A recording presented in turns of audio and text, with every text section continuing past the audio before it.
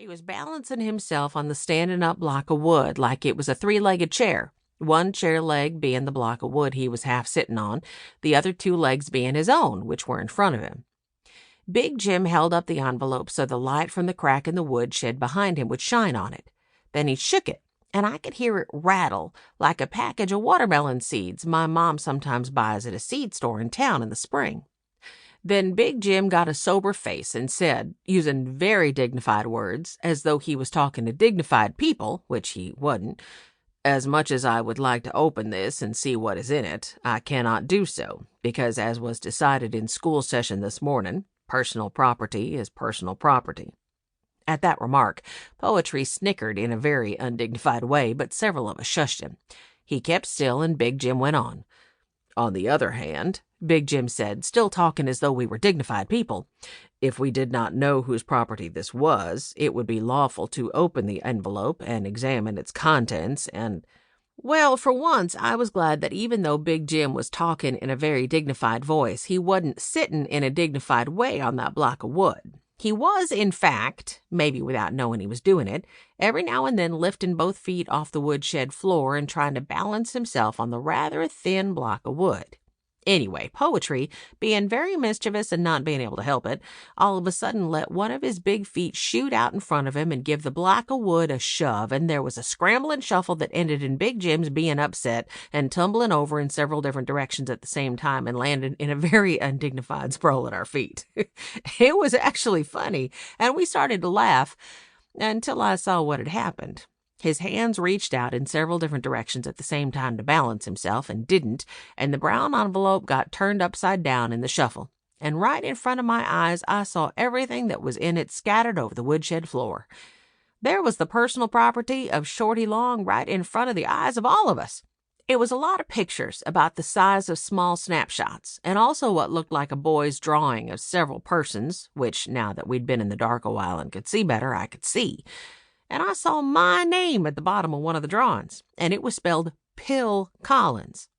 Well, I remembered what Shorty Long had called me that morning on the way to school when he said, "From now on, your name is just plain Pill Collins. Pill, as in caterpillar."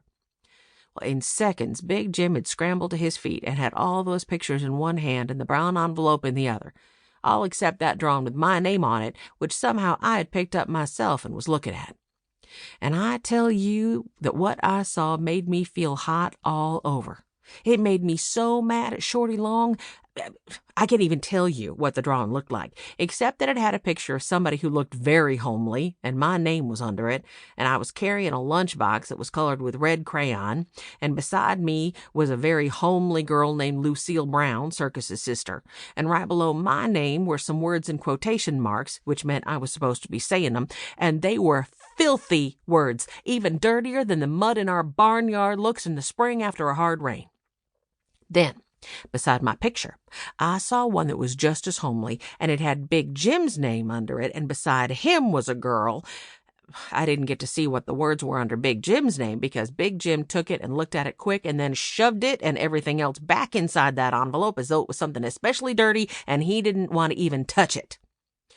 Well, just that second, I heard a snowball go kerwham against the woodshed door, and then another and another and another, and before thinking, I yelled, "Hey, you out there, stop it!" I was out of my place in a fierce hurry. I leaped to the woodshed door, unhooked it, shoved it open, and looked out to see who had dared to attack us. Well, the very second I opened the door, one of my eyes got pasted shut with a snowball, which, before it struck me, I could see had been thrown by a big lummox of a guy whose name was Shorty Long.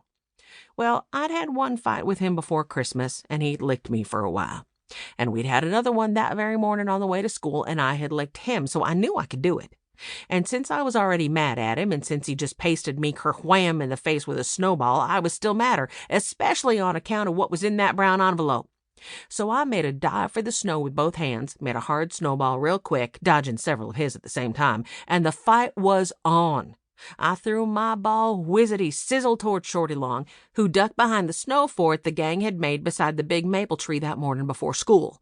My ball hit ker-thud-wham against the front of the fort. "Come on, gang," I yelled to the guys who were tumbling out of the door behind me. "Let's wash his face with snow." Well, Shorty Long was already interrupting what I was saying, so maybe the gang didn't hear me. He was yelling, "William Collins."